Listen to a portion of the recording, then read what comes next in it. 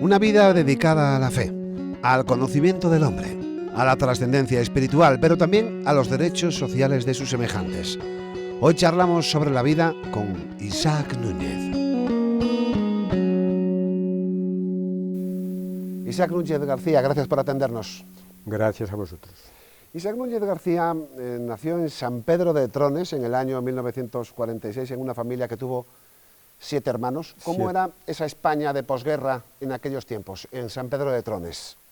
Bueno, era una España, yo creo que igual que allí, igual que en todos los demás lugares,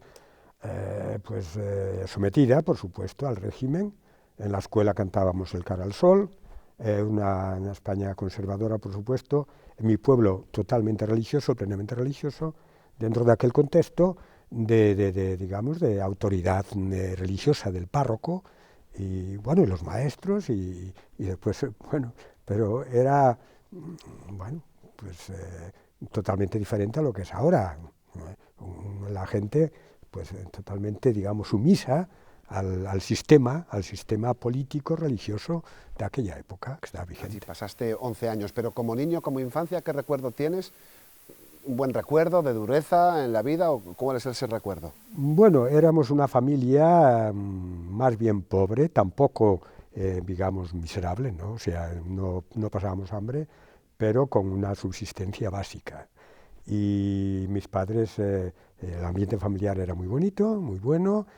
Después a nivel religioso, por supuesto, vivíamos la fe, la religiosidad dentro de casa, la familia, y después, por supuesto, a nivel eclesial.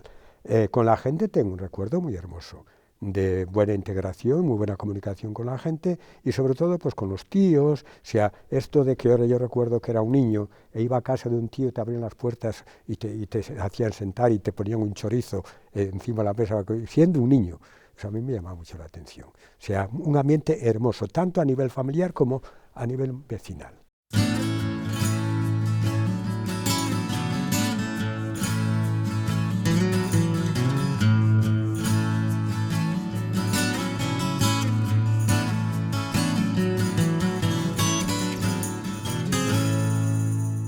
Años en San Pedro de Trones y de repente un niño con esa edad se marcha primero a Santander y después a Jaén, interno.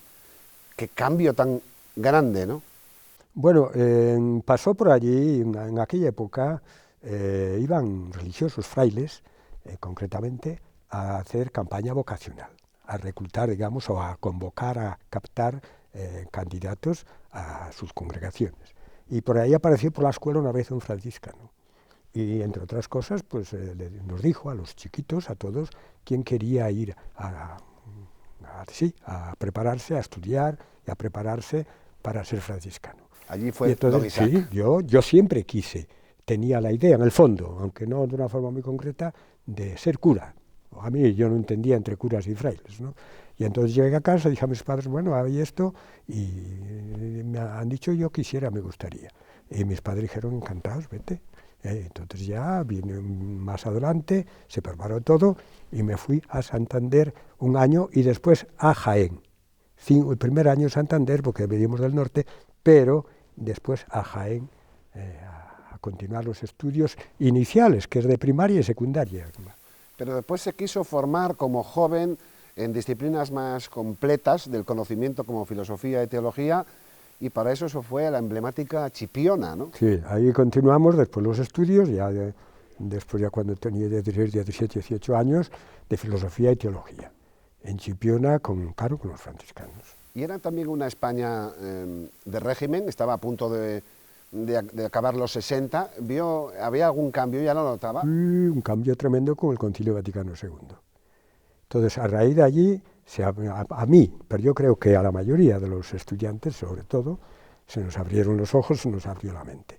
Y ya empezamos a tener otra perspectiva eclesial, en la línea de renovación del Concilio Vaticano II, y otra perspectiva social y política. Entonces ya empezó a cuestionarse radicalmente el tema del sistema franquista, en concreto, la Iglesia-Estado, franquismo, etc.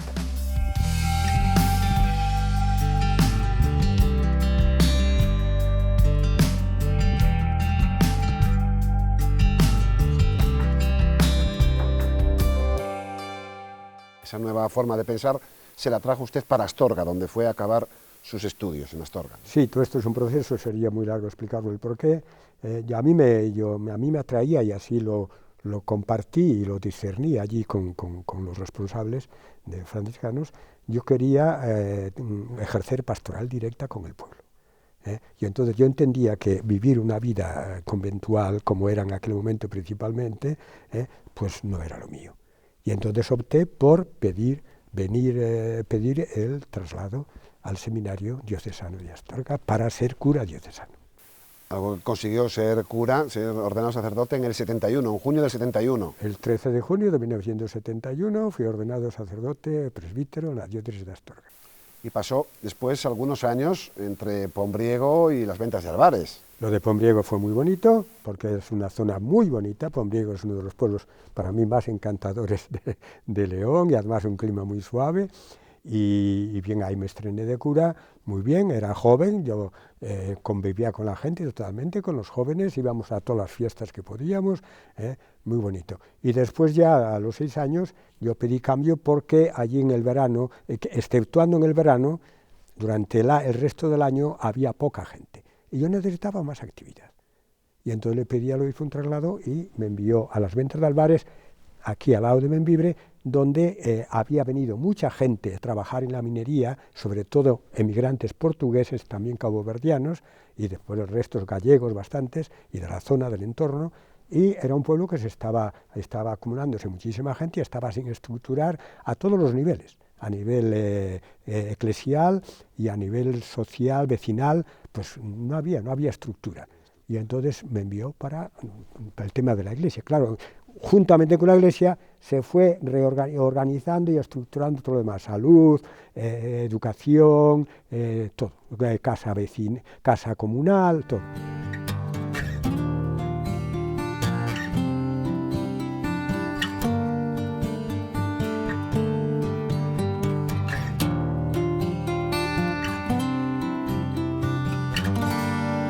Y en ese periodo entre Pombriego y las Ventas de Álvarez cambió España, murió Francisco Franco y llegó la democracia. ¿Cómo recuerda esos momentos entre sus hermanos, entre la población? Eran momentos ilusionantes, con una apertura hacia el futuro, con un deseo de cambio, también de justicia, de libertad y de justicia. Y por supuesto ya superado, Franco murió en el año 1975, yo llegué a las Ventas en 1978, recuerdo yo que fue el intento de golpe de Estado, entonces lo viví directamente y era impresionante, pero toda aquella lucha y también la reacción de la ultraderecha de aquel momento, el franquismo residual que quedaba, todo esto yo lo viví pero profundísimamente. Y bueno, yo me leía los periódicos y revistas de aquella época, bien, después ya todo el cambio que vino, con la Constitución, ya el gobierno socialista, etcétera, etcétera. Pero fíjese que llegó ese cambio en España, la muerte de Francisco Franco, la votación de la Constitución, el golpe o el intento de golpe de Estado, y usted en su vocación religiosa y humanística también estaba viendo que en esa España de apertura entre la juventud se estaba produciendo un verdadero drama a través del mundo de la droga, especialmente de la heroína, ¿no? Eso fue fue nuevo, novedoso, impactante, cuestionante, es decir, nos cuestionaba a mí en concreto, pero también aquí yo trabajaba en las Ventas, pero en conexión con Bembibre y con el Colegio de las Religiosas del Niño Jesús. Y entonces todos estos temas, cuando vimos aparecer todo esto, conocíamos casos concretos, pues era impresionante porque eran vidas deshechas, de jóvenes que eran de la clase de un nivel social y cultural y económico más bien medio, no tan bajo, pero que estaba su vida con la heroína los destrozaba totalmente, los deterioraba. Y entonces, al ver esto aquí, comenzamos a conocer casos y a contactar con ellos también en Ponferrada, y dijimos, aquí hay que hacer algo. Y es cuando nos entró la inquietud. Fíjate que yo estaba en las ventas de Albares de cura, pero además daba clase en el colegio, porque era maestro también. Yo había estudiado magisterio y daba clase en el colegio de las religiosas.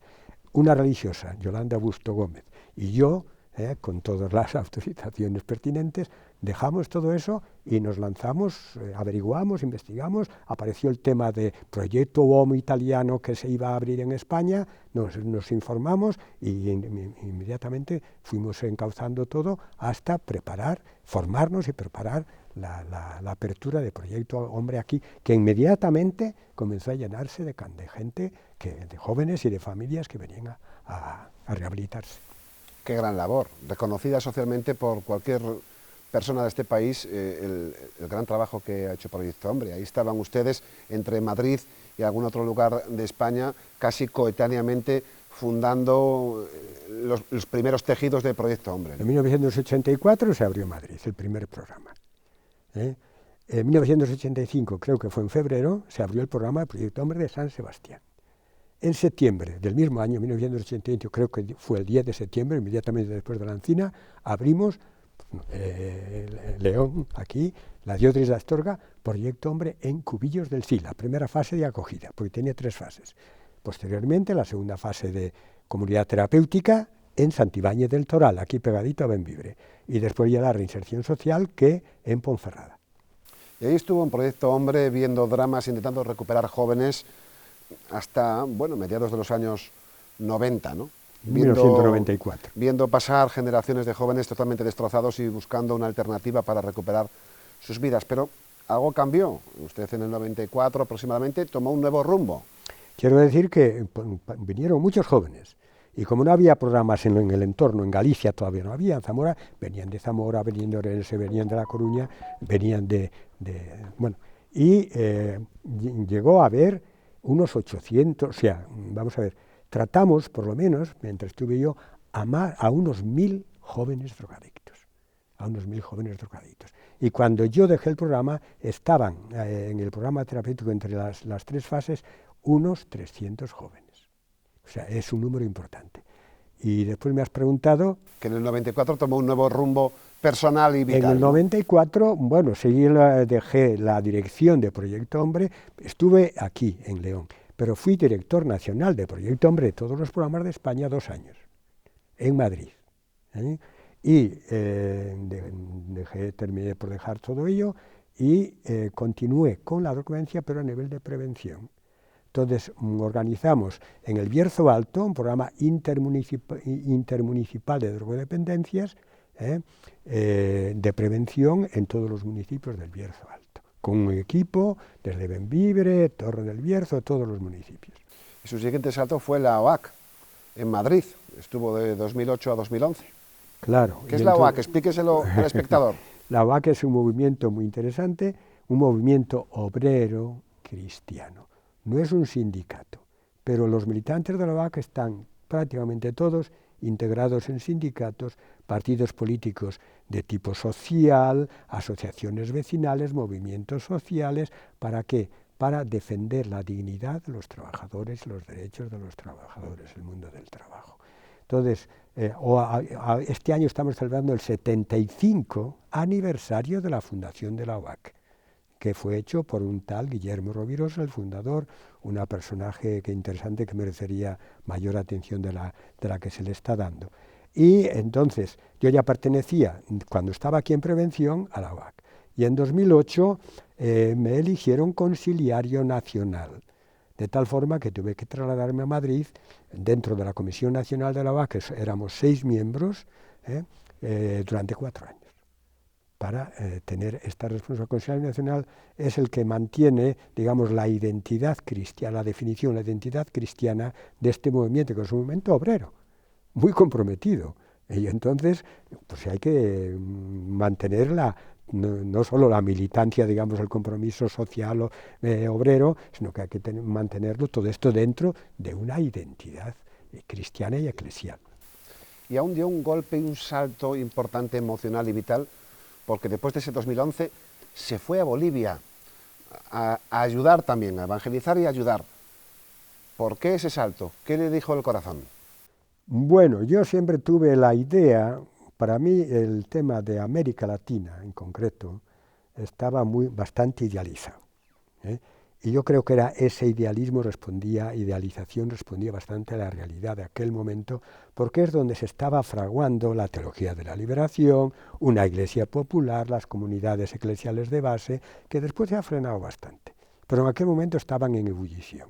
Entonces yo tenía esto y tenía ganas de asomarme. Ahora, yo no pensaba quedarme allí tanto tiempo. Mi idea es, una vez terminado en Madrid, porque los 4 años en Madrid fueron muy, muy intensos, decir, bueno, voy a tomarme un año, y voy como una especie de año sabático, pero en vez de quedarme en casa o irme a la playa o otro, me voy allí a Bolivia. Ya había estado en Bolivia durante 10 días en un cursillo con mujeres, mujeres de un movimiento que es Contexto, un movimiento femenino y tal, un movimiento de base. Y entonces digo, me voy. Pero resulta que llegas allí, te empiezas a meter por un lado por otro, te enganchas, te enredas, y al final he estado casi 9 años trabajando a varios niveles, en parroquias, en comunidades de la periferia de La Paz, que son de origen de aymara genuino, son indígenas, y también en la zona del Illimani, son cooperativas, muchas comunidades, casi 30 comunidades, que viven de cooperativas de explotación del oro, en las faldas de los Andes, del Illimani, allí que es nieve perpetua. Y allí estuve, iba continuamente, y después también ejerciendo labor de formación sociopolítica cristiana, sobre todo con este movimiento que decía que se llama Contexto, y también con el MOC, que es Movimiento Obrero Cristiano, parecido a la OAC, en Potosí y sobre todo en Santa Cruz de la Sierra. Entonces han sido 8 años muy interesantes y muy intensos personalmente y también pastoralmente.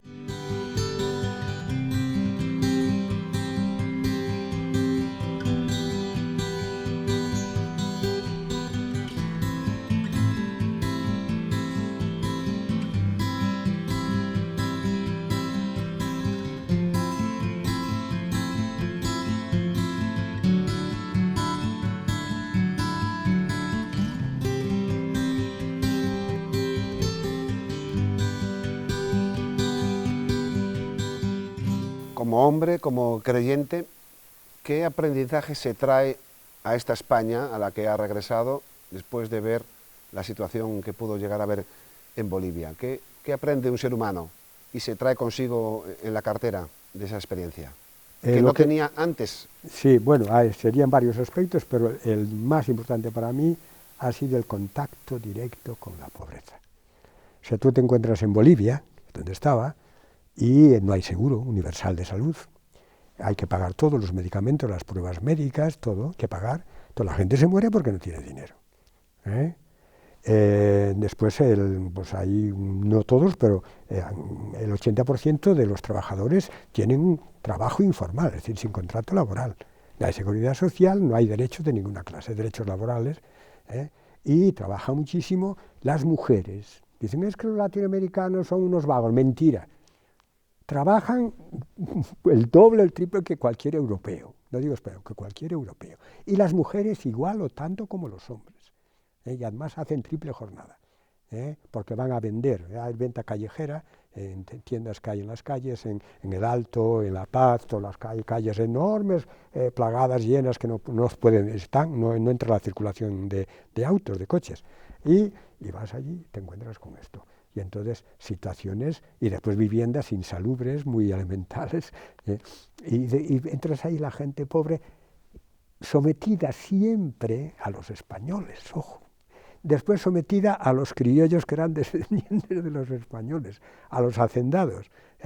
Y hoy, en estos momentos, desde Evo Morales, desde 2006, un poco levantando cabeza, porque Evo Morales es indígena y él reconocía y promovía, potenciaba los movimientos sociales dentro de, o sea, yo no estoy haciendo apología de Evo Morales, pero sí que ha sido un hecho significativo esto. Entonces, en este contexto, el estar allí y ver toda esta realidad, el tema de la pobreza, que también aquí, pero es muy diferente. Y entonces esto a mí me ha marcado. Me ha marcado en el tema toma de conciencia de la deshumanización y también de la labor de humanización, de solidaridad, para ayudar a toda esta gente de la forma que sea de una forma organizada con con proyectos organizados o a través de asociaciones, o sea de una forma individual. Esta gente, si no le das, yo recuerdo un caso de un joven que le hacían, ¿cómo se llama?, lo de la diálisis. El riñón tenía, y resulta que llevaban tanto tiempo que ya no le podían hacer más porque ya no le entraban las agujas en las venas. Me dijo el padre, es que se va a morir porque ya no le podemos hacer nada. Y digo, ¿y qué hacemos? Es que necesita un trasplante, pero es que el trasplante hay que pagarlo. Y entonces, bueno, pues, yo dije, bueno, ¿qué hacemos? Pues no sé cuánto costó, pero resulta que, digo, yo te voy a ayudar. Le digo, sea como sea, te vamos a ayudar. Y entonces se hicieron todos los trámites, y le pusieron el trasplante, y hoy está trabajando normal. Si no es de esta manera, no digo yo, sino cualquier otro que hubiera, pues este chico ya no viviría. Y como él, varios más. Y después haciendo todo lo posible en casos extremos también como este para resolver estas situaciones críticas. Entonces, a mí es lo que me ha marcado y me sigue marcando. Y me ha creado una conciencia ineludible, inevitable, de que ante la necesidad de las personas no te puedes alejar, tienes que implicarte. Esto me ha quedado, yo creo que es la lección humana y cristiana, quizás una de las más importantes de mi vida. Y eso lo he experimentado en Bolivia. Lección que lleva en su corazón y que también extiende una vez que en 2020 regresa a su tierra natal y de nuevo en las ventas de Álvarez y 13 pueblos más como párroco.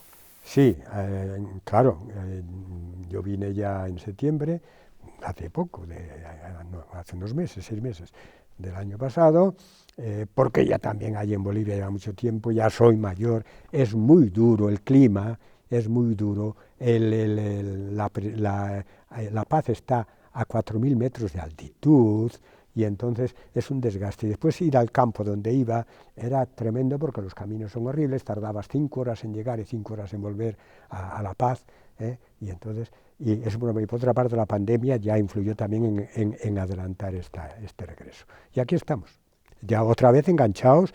Le he pedido al obispo que me encargue de las parroquias desde las ventas de Álvarez, porque es donde tenía todo y donde conozco más a la gente, y a continuar la labor. Algunos dicen que la vida es un viaje en el que sales de tu casa para volver a ella y verla diferente. Hay muchos que dicen esta frase. Don Isaac, después de esa enorme historia de su vida, conociendo la desgracia de los jóvenes de España de los años 80 por la droga, conociendo la pobreza intensa como pocas en Bolivia, al joven que comienza a andar en la vida con sus ilusiones, ¿qué mensaje de su sabiduría le puede trasladar para concluir? Yo, no sé, me coges un poco de nuevas, de improviso, pero se trata de ser humanos. Y vislumbrar o otear un poco, digamos, no cerrarse en el afán exclusivo de ganar dinero, de consumir, de pasarlo bien, etcétera, sino buscar lo humano. Y lo humano es poner en el centro de nuestra vida a las personas, a cada persona. Comenzando por la familia, si son jóvenes, tienen pareja, además, con su pareja, ¿cuántas parejas hay que no tienen base, o sea, enseguida se disuelven? ¿Por qué? Porque no nos centramos en la persona, cada uno vive encerrado en sí mismo. Es decir, vivimos en una época de un individualismo tremendo, por una parte individualismo, por una búsqueda de felicidad en el consumismo,